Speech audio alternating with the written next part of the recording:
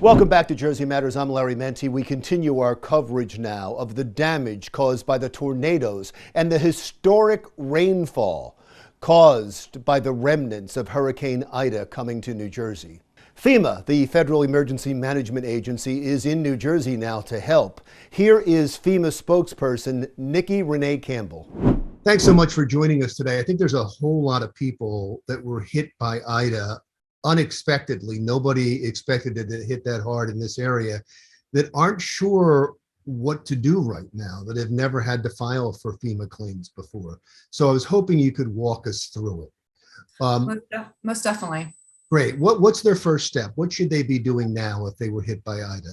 The first thing I would suggest to anyone who suffered damage as a direct result of Ida and they live in those affected areas, we'd really encourage them to file with your insurance first. That's going to be their first line of defense because by law, FEMA cannot duplicate insurance payments, and we are going to want to know what your insurance is going to cover first before FEMA will make a decision on what assistance they may provide to survivors. For example, if you file with your insurance and you need help covering roof damages, if your insurance agrees to pay for that roof damage, you can't then turn around to FEMA and say, okay, my insurance is going to pay for this. Now, FEMA, what are you going to give me? By law, we cannot duplicate insurance payments.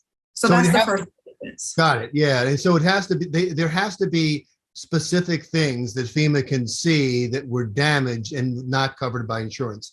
That's the first line of defense. And that's, of course, if you have insurance. If you do have insurance, file with your insurance first. The moment you see the damage, and by now, obviously everyone has, we most importantly want you to document that as well. In addition to filing with your insurance, take photos, keep your receipts. That's all going to weigh in heavily in helping with your case with FEMA if you choose to apply to FEMA. I guess I should have started with this. So who qualifies and who doesn't qualify? Are there people that had damage that don't qualify? It really depends on individual circumstances. Everyone's case is different. So, what we try to tell people is if you are uninsured or underinsured and you think you may need some additional assistance, go ahead and file with your insurance, again, if you have insurance, and then apply with us. Anybody can apply with FEMA. We do want to make that clear, but we want to make it known that FEMA, any assistance that you may receive from FEMA is typically going to be supplemental. It's generally not enough to make you whole all the way. It's the average grant from FEMA is about $5,000. And that's kind of to lift you up, designed to lift you up to kind of get you on the road so you do have a place to go. We want, ultimately, what we're really focused on is your short term where we can't make you whole. That's when we will possibly refer you to the Small Business Administration or other nonprofits. Because at the end of the day, we always try to tell people that, FEMA is a piece of the puzzle, but we certainly are not the entire piece. It really takes the state. It takes us, the federal agency, it takes the nonprofits, it takes the local municipalities, all of us working collectively together to help everyone who's been affected by Ida to get back on the road to recovery. Let me get specific for a second, because this is what I'm hearing a lot. There are a lot of people that suffered floods and they aren't in the flood area, so they don't have flood insurance, and their washer and dryer went out and their hot water heaters out. Some of them, their electrical had some problems. That would not be covered by insurance because they don't have flood insurance. Is that when they go to FEMA? Is that something that you would cover if everything looks good? So FEMA assistance, what we try to tell people is anybody who lives in those affected areas, and right now it's those 11 counties that have been added onto the major disaster declaration. And if you live in one of those 11 counties and you suffer damage, whether you have insurance or you don't have insurance, you can apply for FEMA assistance. So we just don't want to, so everyone, it's really, we don't want to say, oh, well, your insurance didn't cover that, so you can't apply for FEMA. No, if you live in one of those 11 designated counties that are part of that major disaster declaration, and whether you have insurance or not, because some people do have insurance, but the insurance is going to pay for everything, you are free to apply for disaster assistance. We want to make that clear.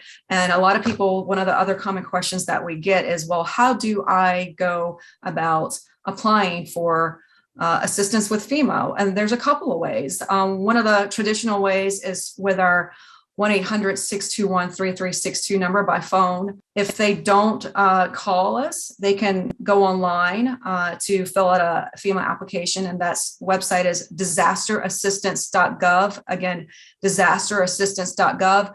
And what we're also doing, I know what a lot of people prefer because they like that face-to-face interaction, we are slowly working with the state and the local municipalities to put what's called disaster recovery centers in the affected areas. And basically what you can do when these disaster recovery centers go up, you can go to a disaster recovery center and you can meet face-to-face with a FEMA rep, and they can help you register for disaster assistance. Or in some cases, if you've already applied for a disaster assistance, you can then get a status update on your application, get any questions answered regarding your case. And also we'll have other business partners there, like the Small Business Administration and sometimes nonprofits. And a lot of people really get confused when we say the SBA, because a lot of people say, well, I'm not a business owner. I don't care about the SBA.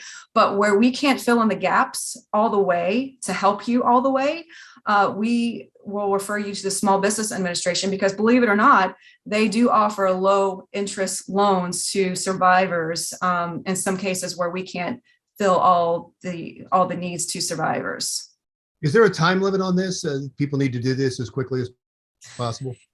Yeah, so we really encourage people, don't procrastinate, don't wait until the last minute. The deadline typically is 2 months after a major disaster declaration is declared in a state. It's so about 60 days.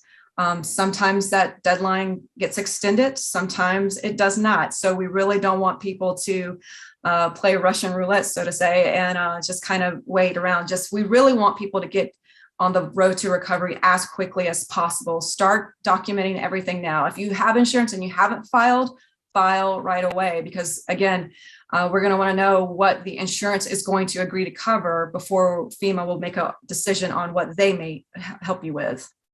Right. And so it's interesting you say that, because I guess a lot of it depends on how quickly your insurance company acts. Because yeah, I know it's kind of a ripple effect. It does kind of hinge on what your insurance is going to pay, and then before you can turn around and turn to FEMA. So hopefully the sooner the better. So that's why we really encourage people, get the ball rolling as quickly as possible. So file both at the same time. That's the key. You file FEMA and you file insurance. You have to hear from insurance first, but file FEMA right now. And so 100.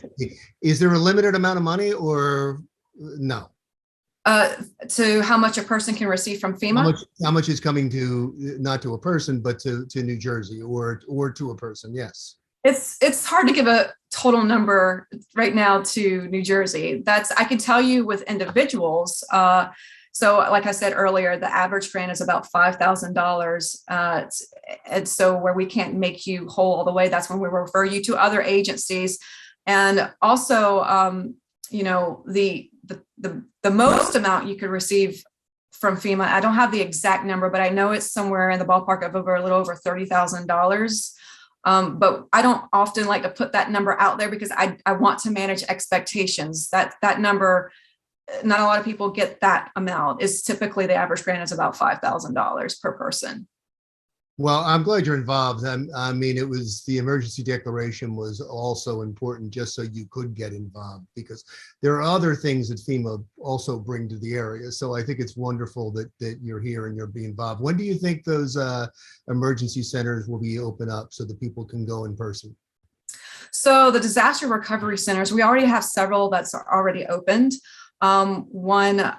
We had 3 that opened recently within the last few days. And I know the governor of New Jersey, he has put those out there, as well as some of the local municipalities. I know Gloucester County was one of the first. I I can't think off the top of my head the other locations, but I know one opened up also in Mercer County today as well. And eventually we're going to have these disaster recovery centers in all the affected counties that have been part of the major disaster declaration. So there's 11 counties. So we're going to see at least 11 in those areas. And we encourage people to go out to these disaster recovery centers if they have any questions, or if they want to meet with a FEMA representative to get help with their application or check on the status of the application. At the end of the day, we're going to be here for a while. Obviously, recovery is never short term. Unfortunately, it's always a bit of a long process. So we're going to be here for a while. Wonderful. Thank you so much for talking to us. And again, we're glad you're here. FEMA spokesperson Nikki Renae Campbell. When we come right back, we're going to check in with Nor'easter Nick to find out why we're getting such powerful tornadoes in the first place. That's next.